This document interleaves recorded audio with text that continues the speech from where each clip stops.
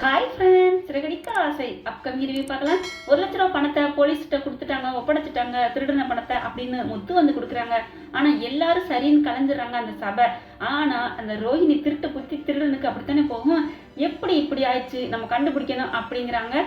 ரோஹிணி வலையில முத்து மாட்ட போறாங்களா, இல்லை முத்து வலையில ரோஹிணி மாட்ட போறாங்களா அப்படிங்கிறத நீங்கள் தான் கமெண்ட் பாக்ஸில் சொல்லணும் ஃப்ரெண்ட்ஸ்.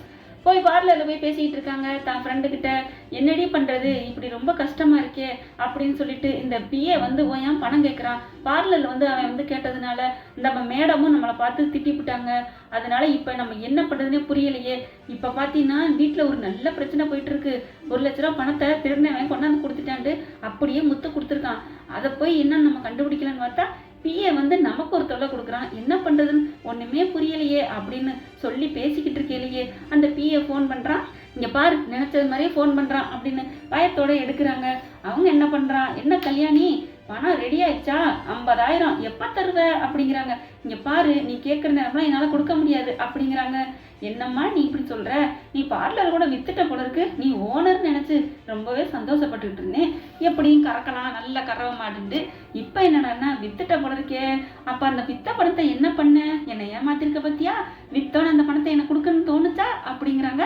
இங்கே பாரு, அது உனக்கு தேவையில்லாது, நான் என்னமோ பண்ணேன், நான் இப்போ ஒரு பைசா இல்லாமல் இங்கே வேலை பார்த்துட்டு இருக்கேன், இப்போ உனக்கு கொடுக்க முடியாது என்னால் அப்படிங்கிறாங்க.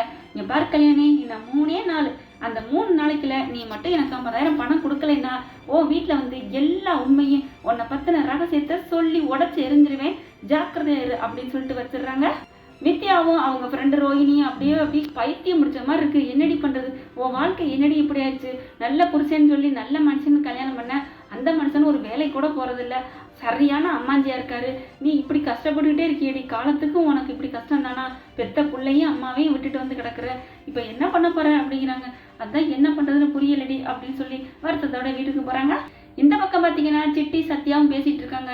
சும்மா விடக்கூடாதுடா, அந்த மொத்த குடும்பத்தை எப்படியாவது நம்ம பழி வாங்கியே தீரணும், அவங்கள சும்மா இருக்காம குழப்பத்தில் உண்டு பண்ணி அடிச்சுக்கிட்டு சாக வைக்கணும் அப்படிங்கிறாங்க. அப்போ என்ன பண்ணலாம் அப்படிங்கல, என்ன அந்த வீட்டு மருமக பணம் வாங்கியிருக்கால, அதை போய் நீ கேட்டு பிரச்சனை உண்டு பண்ணு அப்படின்னு சத்யா ஏற்றி விடுறாங்க. இதுவும் கரெக்டு தான் சத்யா, நம்ம பணம் கொடுத்த பணம் நம்மகிட்டே வரும் இல்லையா அப்படின்ட்டு அங்கே வேகமாக போகிறாங்க முத்து வீட்டுக்கு. அந்த சிட்டி வீட்டுக்கு போன சிட்டி முத்துவை பார்க்குறாங்க. முத்துவும் சிட்டி நேருக்கு நேரம் பார்க்குறாங்க.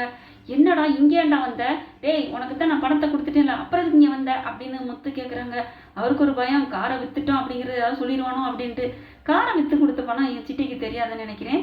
அதுக்கப்புறம் சிட்டி என்ன சொல்கிறாங்க, நான் ஒன்று சும்மா உன் வீட்டுக்கு விருந்துக்கு வரல, நீ பணம் கொடுத்துட்ட, ஆனால் உன் வீட்டாளுங்க பணம் என்கிட்ட வாங்கியிருக்காங்க. என்ன சொல்கிறேன், ஏன் வீட்டாளுங்க உன்கிட்ட பணம் வாங்கியிருக்காங்களா, யார் வாங்கியிருக்கா அப்படின்னு சொல்லலே அண்ணாமலை எல்லாருமே வந்துடுறாங்க. அண்ணாமலை வந்துட்டு, யார் பண்ணி, யார் என் வீட்டிலேருந்து பணம் வாங்கினது அப்படின்னு கேட்குறாரு. உடனே சிட்டி இருந்துட்டு சிட்டியை பார்த்துட்டு வேக வேகமாக வர்றாங்க. விஜயா மீனா எல்லாம் வந்துடுறாங்க. உங்கள் வீட்டு மருமக தாங்க என்கிட்ட பணம் வாங்கியிருக்காங்க அப்படிங்கிறாங்க. உடனே விஜயா மீனாவை பார்க்குறாங்க.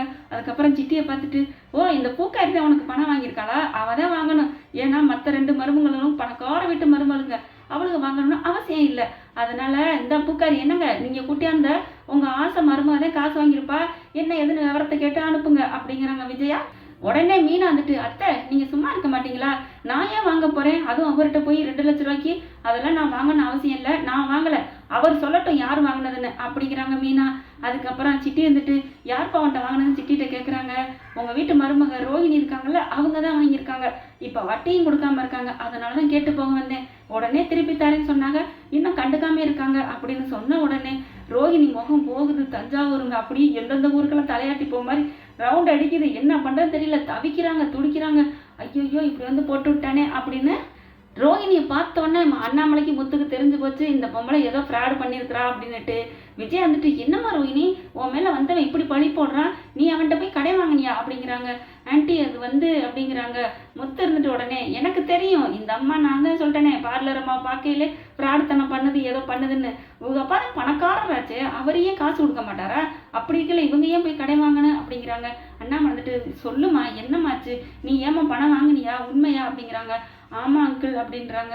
என்னம்மா சொல்கிற, பணம் இவன்ட்டேம்மா வாங்குற அப்படின்னு விஜயா கேட்குறாங்க. சிட்டி இருந்துட்டு, இங்கே பாருங்க உங்கள் பிரச்சனைலாம் அப்புறம் வச்சுக்கோங்க, எனக்கு எப்போ காசு தர போகிறீங்க அப்படிங்கிறாங்க. உடனே விஜயா வந்துட்டு, இரியா நாங்கள் தான் கேட்டுட்டு இருக்கோம்ல அப்படின்ட்டு, நாங்கள் என் மருமக வாங்கினதுக்கு என்ன ஆதாரம் வச்சுருக்க அப்படின்னு ஃபஸ்ட்டு கேட்குறாங்க. அவங்க இங்கே ரோஹிணி கையெழுத்து போட்டு அந்த டாக்குமெண்ட் எல்லாத்தையுமே காமிக்கிறாரு.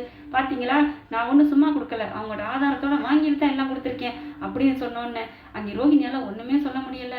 நம்ம என்னடா அது இந்த முத்து குட்டு உடைக்கலாம் அப்படின்னு பார்த்தா நம்ம குட்டு உடப்படுதே அப்படின்ட்டு பதறி போய், இல்லை ஆண்டி, நான் வந்து காசு வாங்கினது என்னோட பார்லரு டெவலப் பண்ணுறதுக்கு அப்படிங்கிறாங்க. பார்லர் டெவலப் பண்ணுறதுக்கு எதுக்குமா இவ்வளோ காசா?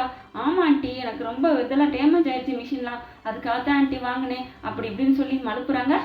இல்லை இல்லை, இதில் ஏதோ ஒரு டவுட் இருக்குது அப்பா, நல்லா விசாரிக்க தீவிரமாக, நல்ல இடம், ஏற்கனவே பார்லர் எப்படி போயிட்டு இருக்கு தெரியும்ல அப்படிங்கிறாங்க. அண்ணாமலை வந்துட்டு, சும்மா இருடா, இப்போ அதெல்லாம் பேசாத, எப்பப்பா நீங்கள் அதை பற்றி பேசுவீங்க, இவ்வளோக்கு வீடு தேடி வந்தாச்சு அப்படிங்கிறாங்க. அதுக்கப்புறம் அண்ணாமலை சொல்கிறாங்க, இங்கே பாருப்பா, உனக்கு காசு தானே தருவாங்க இரு அப்படின்னு சொல்லிட்டு இதில் கொண்டே வச்சிருக்காங்களே 1,00,000 ரூபா பணம், அந்த பீரோலேருந்து எடுத்துகிட்டு வந்து, இந்தாப்பா இப்போதைக்கு இதை வச்சுக்க, மீதி பணத்தை அப்புறம் தர்றோம் அப்படின்னு சொல்லி அவனை சிட்டி அந்த வீட்டை விட்டு அனுப்பி வைக்கிறாங்க. அதுக்கப்புறம் பார்த்தீங்கன்னா எல்லாரும் வந்த வரைக்கும் லாபம் அப்படின்ட்டு சீக்கிரம் என் பணம் வரணும் அப்படின்ட்டு போயிடுறாங்க. வெளியில் போயிட்டு சத்யாவுக்கு ஃபோன் பண்ணுறாங்க அந்த சிட்டி. தம்பி, நம்ம நல்ல காரியம் பண்ணண்டா, அவங்க வீட்டில் குழப்பத்தை உண்டு பண்ணியாச்சு, நம்ம கொடுத்த பணம் நம்மக்கிட்டே இப்போ வந்துருச்சு அப்படின்ட்டு சந்தோஷப்பட்டு போகிறாங்க. இதுதான் எங்களுக்கு வேணும் அப்படின்னு சந்தோஷப்பட்டுக்கிறதுங்க. இங்கே வீட்டில் பார்த்தீங்க செம்ம காண்டாகிறாங்க முத்துவும் மீனாவும். பார்த்தீங்களா, நீங்கள் இப்படி பண்ணதுனால கஷ்டப்பட்டு அவங்க மாமா சம்பாரிச்சது இந்த பணம் போச்சு பார்த்தீங்களான்னு மீனா சொல்கிறாங்க. விஜய் வந்துட்டு, ஏய் உனக்கு என்னடி, ஏன் புருஷன் பணம் எப்படியெல்லாம் நாங்கள் கொடுப்போம், உனக்கு என்ன, இப்போ என்ன பண்ணிட்டா, என் பேரில் வச்சிருக்க பார்லருக்கு டெவலப் பண்ணியிருக்கிறா, அது ஒரு தப்பு இல்லையே, அவள் அடுத்த மாதமே கூட சம்பாதிப்பா, நீ வாயை மூடிட்டு உன் வேலையை பாரு அப்படின்னு சொல்லி மீனாவத்தை அடக்குறாங்க. ஓகே ஃப்ரெண்ட்ஸ், பார்க்கலாம் என்ன நடக்குதுன்னு. உங்கள் பொண்ணான கையில் ஒரு லைக்கை போட்டு சப்ஸ்கிரைப் பண்ணிடுங்க. Thank you friends.